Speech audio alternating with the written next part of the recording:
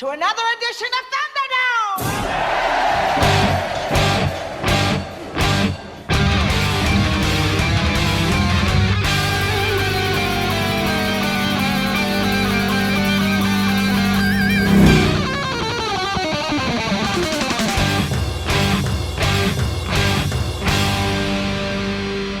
Welcome to the Mad Max Minute, where there's no running away from watching Mad Max Beyond Thunderdome 1 minute at a time. I'm Rick. And I'm Julia. And today we're talking about minute 35, which begins with Max using acrobatics to stay away from Blaster, and it ends with Blaster incapacitated by Max's whistle. Here to dance with the devil in the pale moonlight are our guests for this week, Niall McGowan and John Parker from the Bat Minute 89 podcast. Oh, hello. Yes, hello. The dynamic duo is here to ruin Mad Max for all of you. Holy crossover, Batman. Yeah, if not to dance with the devil, then at least to do weird acrobatics, flinging around some sort of giant dome structure with the devil in the pale moonlight. Are you equating Max to Robin? Well, I do know that we talked about way back when. Apparently, Mel Gibson was up for Batman. He was in consideration to play that part for. That would be terrible. That would be really? the worst choice. I think Mel could have pulled that off. Like that, What? You've lost your mind now. So, in competition with who? What Batman actually got it? Oh, it was Michael Keaton got it, but like it was. Oh, there was a bunch of names up. But, there's a lot of them. These are lists on IMDb, which are kind of like, is that? But this like some guy just had his name written down at one point in production, and they never even asked them, but somehow it's made it to IMDb. It's like they were in consideration for Batman, Right. But yeah, no, Mel Gibson was up there, but I think he could have. I think he's the right look, and I know he's like we think of him as kind of like crazy Mel Gibson, like in terms of like rigs and stuff like that. But I think he easily could have pulled off Batman pretty well. Yeah. I think by 1989, Mel Gibson had been back in the States for long enough that his accent was becoming much more Americanized. But if they had tried to grab Mel Gibson in like the early 80s, I don't think I could deal with an Australian-sounding Batman. That would be such a different movie. Oh, my God. What would be the difference between Batman now? Like an American Batman versus an Australian Batman? What's the difference? The character can't be Australian. It doesn't work. It doesn't. It just doesn't fit anything about it. Australian. Oh, no. My parents came all the way over to visit Gotham this one time, and they got bloody shot here and now. I do like the visual of Batman sitting perched atop the Sydney Opera House. Yeah. Or Batman with his regular bat cowl with a little bat ear sticking out, but it's got a wide brim around the top of his cowl, and it's got the little corks hanging down. Oh, yes. His batarangs are just regular boomerangs. Oh, there you go. He's got batarangs. He's basically halfway to being Australian anyway. Yeah. He's like, oh, Mel's not dead yet. Get him on the phone. Come on, Mel. We can do it. We can make it, man. The Batmobile isn't so sleek and fast. It's just a beat-up, ute pickup truck with a busted headlight. Like it. Like they always do comics set in alternate universes and things. What about a Batman set in the Mad Max universe? Like, so he's driving cars like you get in like the new Mad Max and things like that. So the Batmobile is like a shoddy, ramshackle death machine. Oh, you could put a post-apocalyptic Batman in the ruins of Sydney. Oh. We've solved it. You take the Gothic architecture of Gotham from like the Tim Burton movies, and you swap it out for just the decrepit, broken down concrete structures, and he's swinging around beating up raiders. Oh, perfect. I'm just stuck though with the mental image though of like Robin been there and been like, oh, Batman, the Joker's stolen the world's biggest didgeridoo, and Batman just been like, Struth, just Struth. So Mad Max. So let's take a little break from stereotyping the entire nation of Australia and talk about Mad Max for a minute.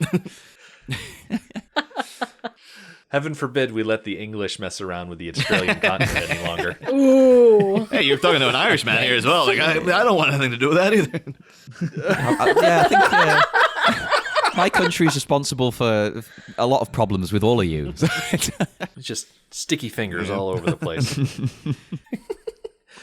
This minute starts off with an interesting set of acrobatic maneuvers because after Blaster flings Max away using the handle of this bladed weapon, this guandao, as I've come to refer to it occasionally, Blaster starts his lower the weapon and charge maneuver yet again.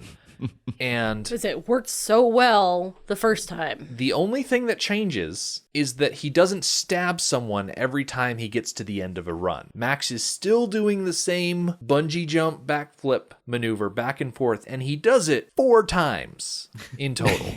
This drives me crazy. It's just poor showmanship to do the same maneuver over and over and over again. Max isn't even showboating. No, he's surviving. Because I thought it had a whole, like, WWE kind of Yeah. vibe to this. You know, the Thunderdome Yeah. in general, it's very wrestling, isn't it?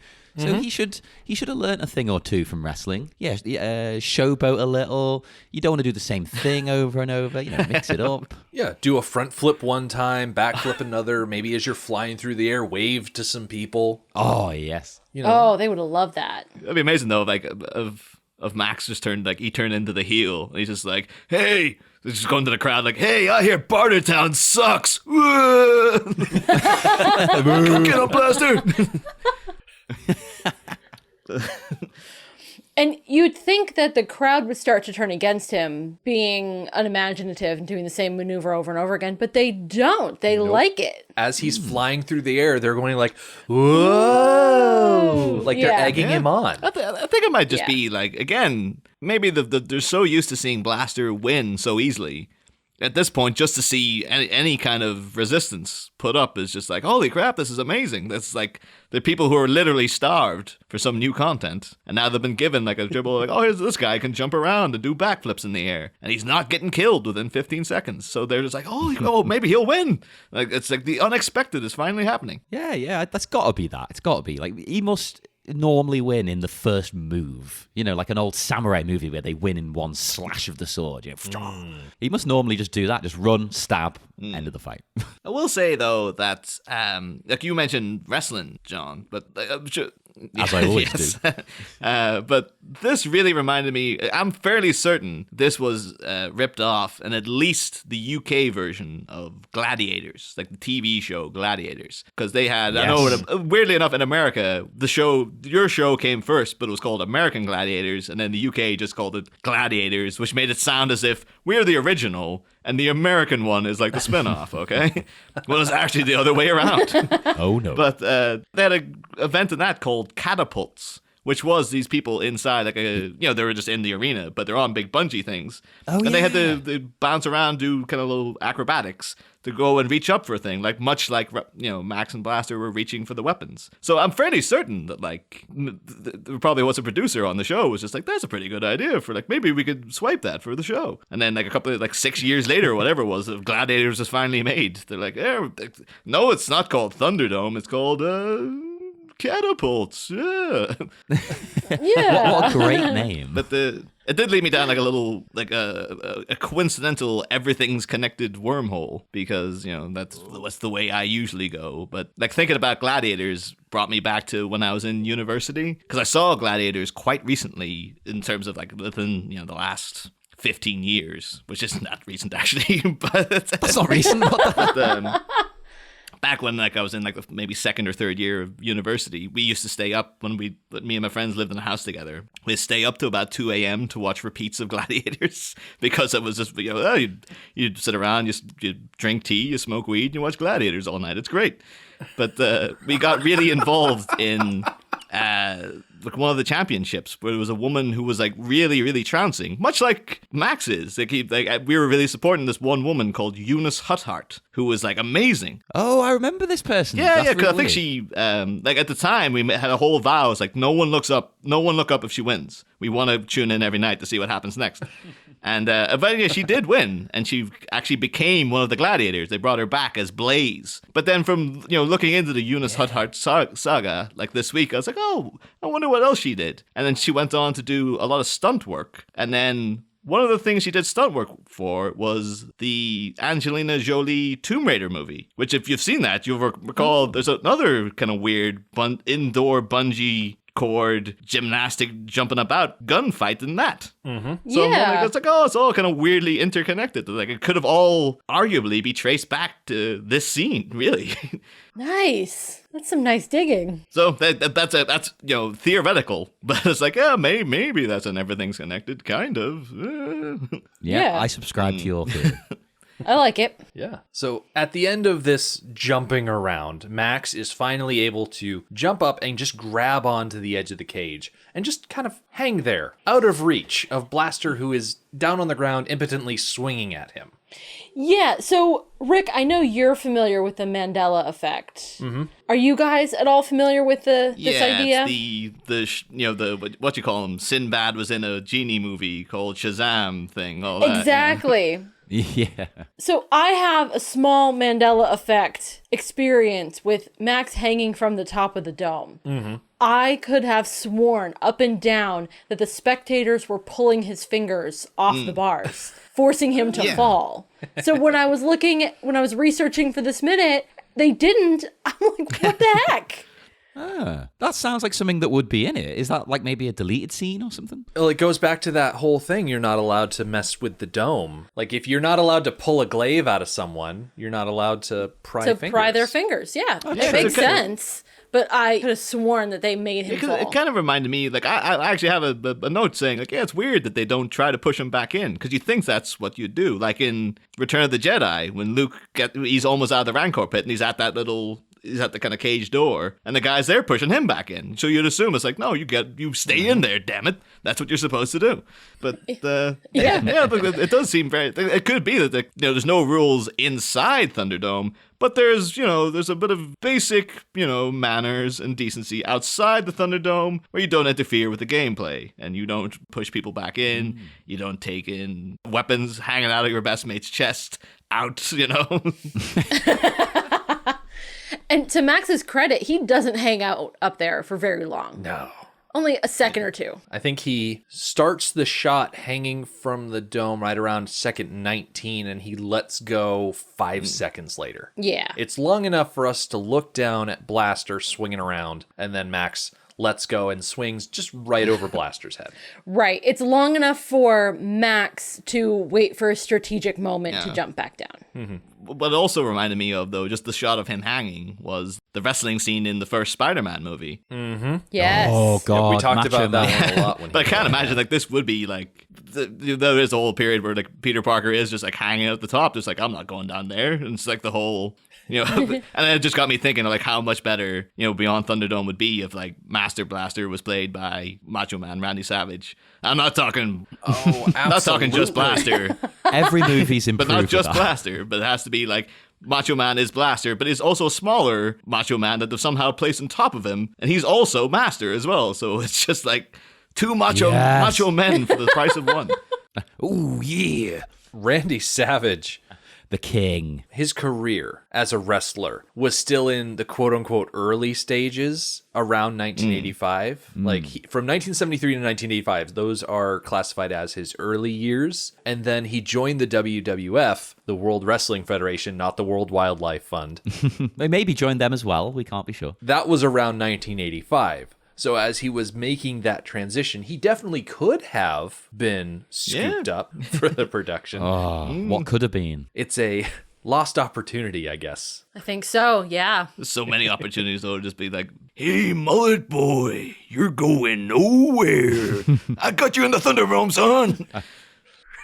I could just see Max hanging from the top of that dome and be like, that's a nice helmet you got there. Did your husband make it for you? No.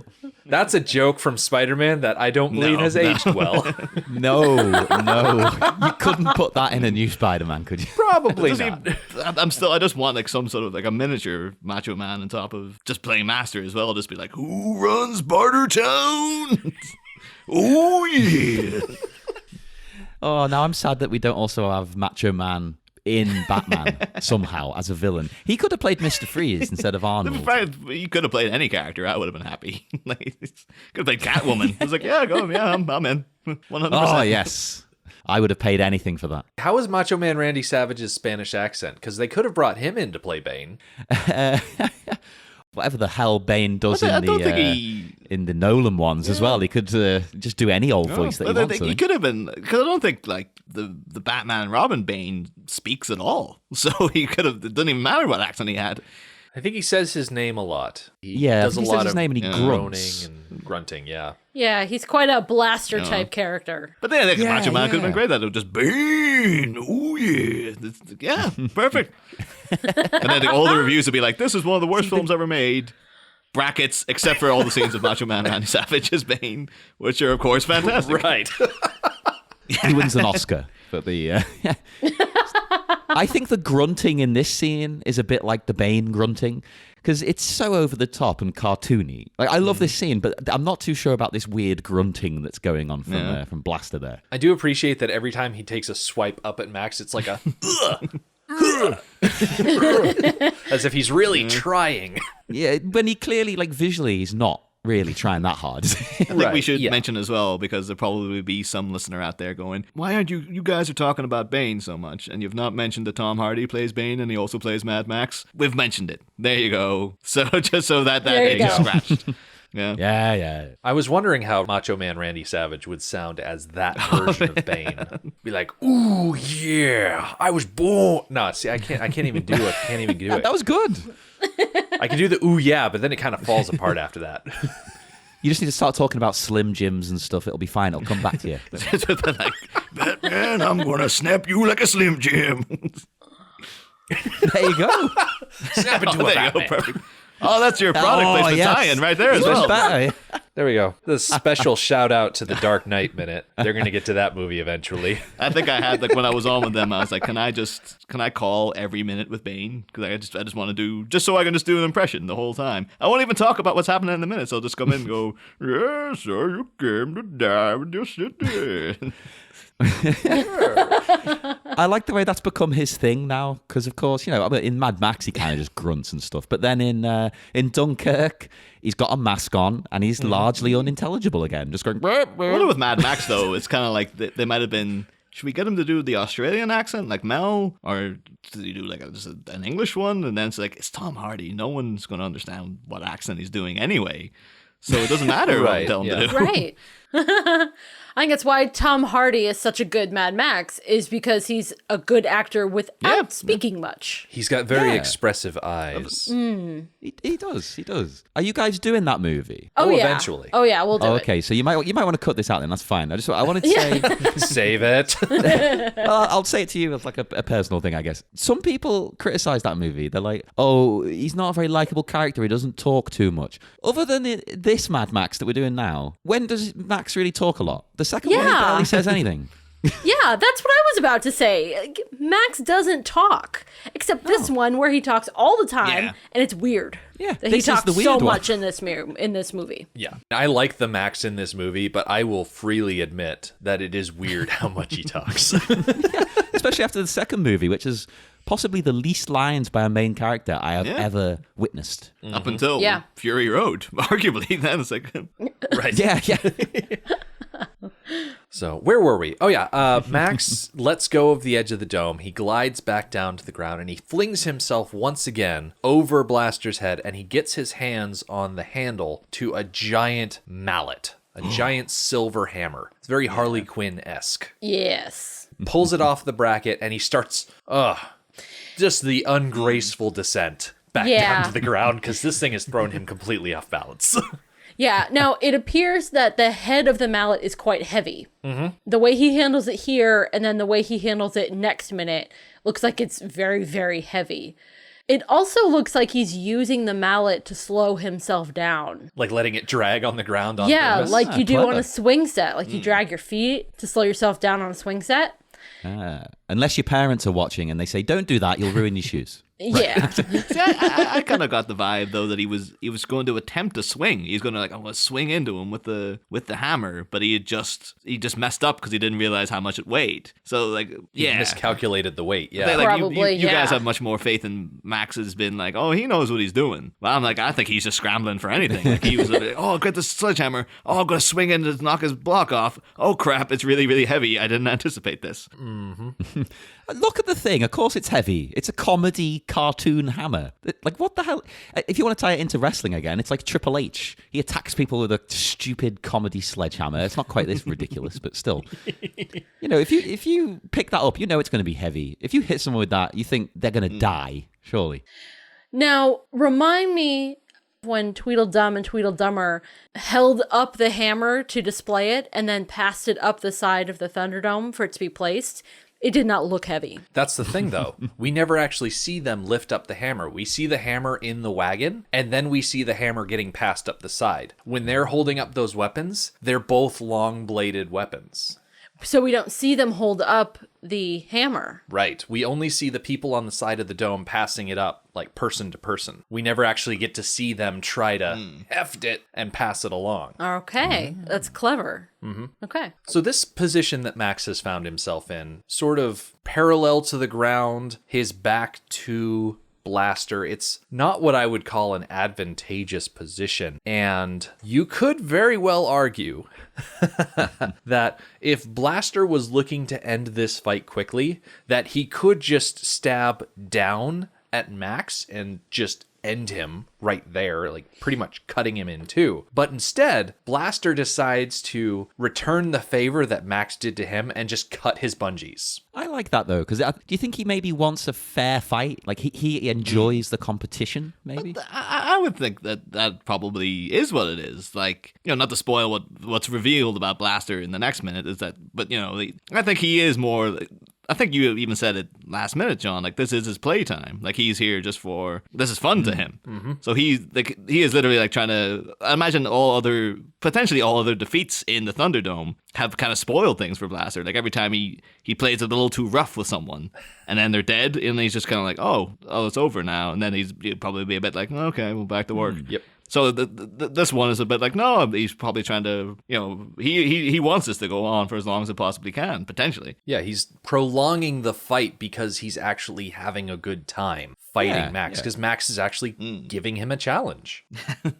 So Max flops to the ground rather unceremoniously, but after hitting the dirt, he catches sight of something glinting in the light and laying right in front of him. Because Max is inhumanely lucky. He's kind of like the Domino character, if you want to take X-Men stuff and port it over into Mad Max. That's the character as of recording. People will be like, who's Domino? But by the time this airs, everyone's going to know who Domino is. Yep.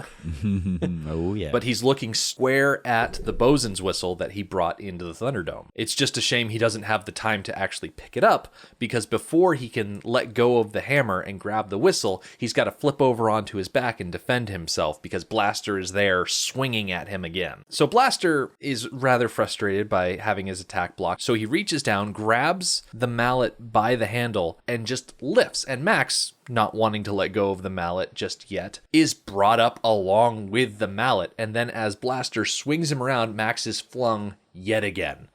Max has been flung so many times in this fight. Yeah. Plus, there's two near misses there, like, because he bangs his head into the cage, and so that's one's pretty bad. And then as Blaster brings down the sledgehammer, it lands on like one of the kind of rungs, I guess you call it, or like it lands on the metal of the cage, and that seems like that's another potential like injury for an audience member if you had your fingers up there and all of a sudden a sledgehammer just lands on them. It's like, oh, god damn it! That would cut your fingers clear off. Yeah, that's the risk of going to watch the Thunderdome, I guess.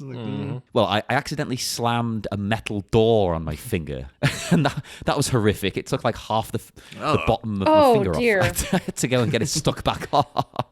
But so that was bad enough. Imagine that bloody hammer. Yeah, it's pretty rough. Yeah. This reminds me of like the one scene, like I still can't quite believe that it happens in Kiss Kiss Bang Bang, when like Michelle Monaghan slams that door in Robert Downey Jr.'s fingers. And it's like, I remember the first time I watched it, like, my fingers are off. And I was like, is this a joke? And then you find out, no, she actually took his fingers off. I was like, oh my God, it's horrible. Yeah. But he's so kind of like glib. He's so Robert Downey Jr. about it. Whereas that was me, who would just be like, ah! Just incoherent screaming. Yeah. I mean, a guy twisted my foot a couple of weeks back. It was the most minor injury ever, and I'm still having flashbacks about it. I'm like, oh man, it's horrible. Yeah. So Blaster has now begun playing Whack-A-Max.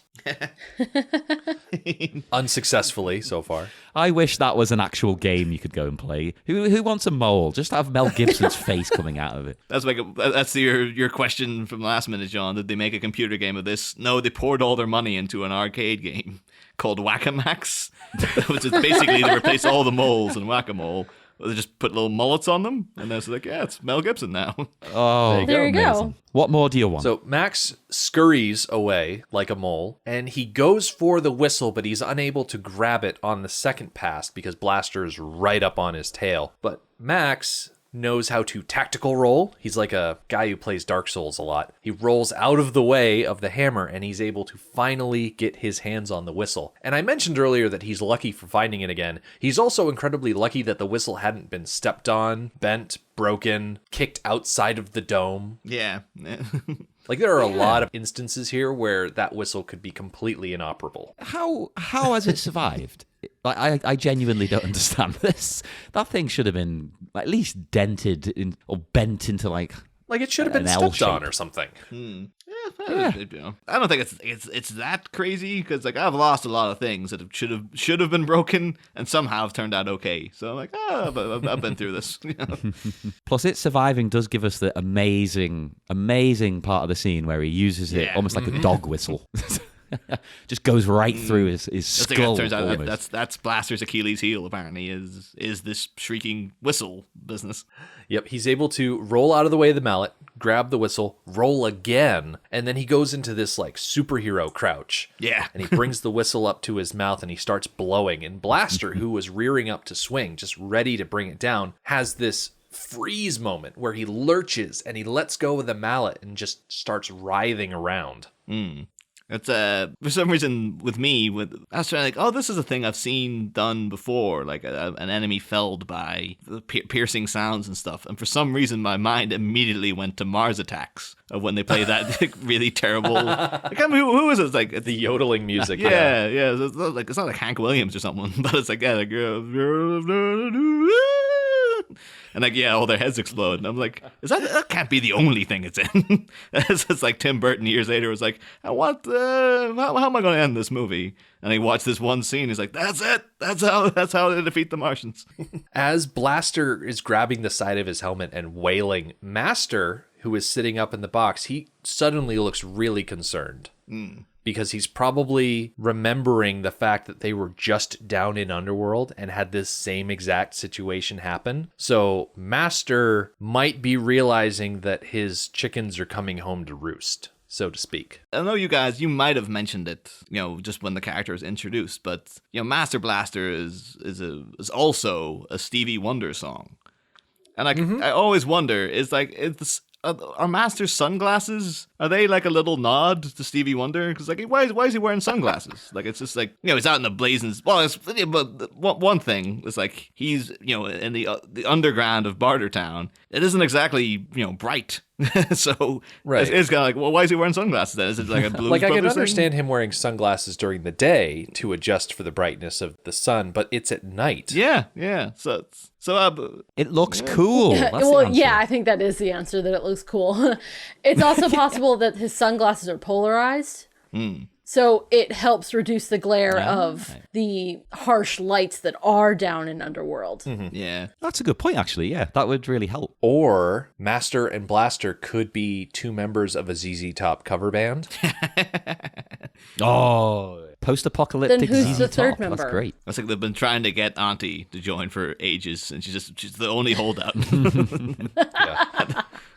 Or maybe that's what the Thunderdome's for. The winner gains a contract and joins. That's why joins Master's the so group. excited. He's like, "Oh my god, could this be the third members? Finally, we finally found him." Finally. Either that or Master is secretly a Corey Hart fan.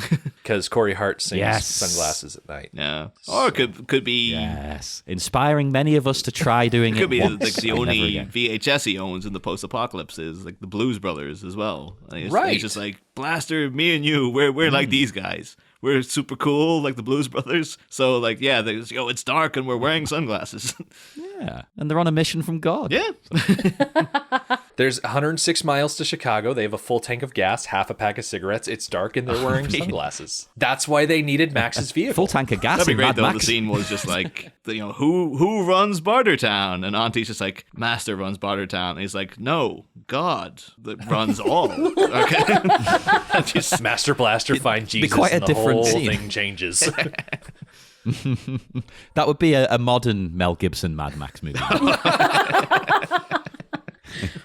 So after we get to see Master react, we get to see Auntie lean forward, and she's very intrigued by this new development. The tone of the crowd, as I'm listening to the people around Auntie, they seem to have a shift here, and they actually sound a little upset. And I gotta wonder, are they more upset by Blaster dropping the hammer, or are they upset by Max pulling out this secret weapon? Yeah, maybe. I thought it was the secret weapon thing. I thought it because that wasn't part of the setup of the Thunderdome. That is almost cheating. Like we spoke about unspoken rules in the previous minute. That does kind of make Maybe sense, that's though. what it 'Cause is. we seem to have established that this is a very weirdly mannerly crowd in that they respect the rules of the Thunderdome. So yeah, bringing in outside material, like no. Disqualified. John, you just made Julia's day. I am so pleased to hear someone else say the word cheating because Max is such a cheater. He is. I mean, fair enough. He's fighting for his life, but he's Yes. cheating at the same time. Yeah, I will give him that. You're right. He's fighting for his life and he'll use whatever means possible. But he is voluntarily fighting for his life. He did this voluntarily. So, an argument that Rick often uses against me and my view that Max is cheating is that Dr. Dealgood says, I know you won't break the rules because there aren't any.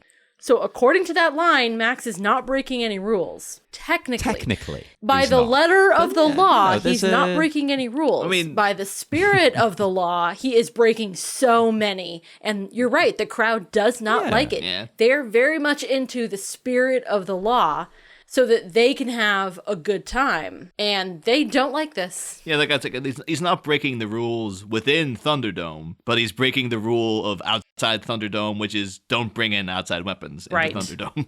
So Yeah. by that, there you go. He is like, it's like, there's no rules in there. We've got quite a few rules out here. Okay, so just go through.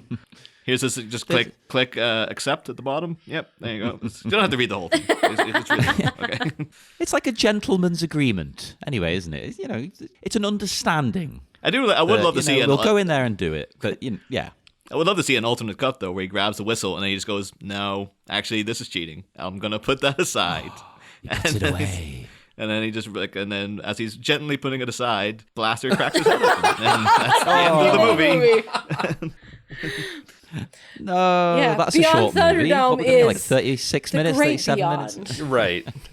Max shows up at King's Cross Station and Dumbledore's there for some reason. Who are you? I've never met you before.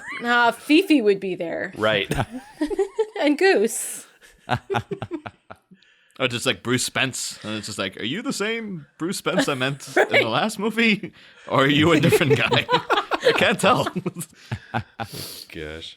Can I just mention as well how amazing Tina Turner looks? Absolutely. Yes. Right, because this shot of her as well, are these earrings? What am I looking at? We think that they're not hanging these- from her ears, that they're hanging from her headband, but they function as earrings. Decorative items on either side of your head. That's what I was thinking. Yeah, it's amazing. This needs to become a look. Does it though? Does it though? It's kind of like Yes. it's the evolution of the Princess Leia look. It's like, oh, you have that, and then you just slide them down a little bit. And it's a whole new look right now. Yeah. It's like you can make them at home, just Versatile, reappropriate yeah. some slinkies. There you go, you're done. There you go. Not so buttoned up as Princess Leia. Yeah, this is chilled out. This is relaxed. Casual Tina. One big thing that I like about this shot of Auntie is how she's leaning forward with intent, noticing, oh, hey, Blaster is getting debilitated by this high-pitched squealing noise. I might need to file that away in the old memory banks where if Max gets his head bashed in during this fight, if he dies, she now has a way to torment Blaster Oh yeah, that's true. that she didn't have before. Yeah. Yet maybe, perhaps, if she had had this whistle and knew this trick all along, she would have been able to use it to keep Master Blaster in their place. Right. That's a great... Yeah, I'd never, ever considered that. But that seems to be what she's thinking. And nobody would have had to die. Yes, that is very true. Plus, I don't know, you could have avoided that whole storyline with the kids, and we could have had a better movie. Really, Yeah. We could have had an entirely different movie where the story doesn't revolve around Max having to make a deal with Auntie. It's just Max going through Bartertown, shaking down people on his way to eventually finding Jedediah the pilot and forcing him to undo the trades that he made.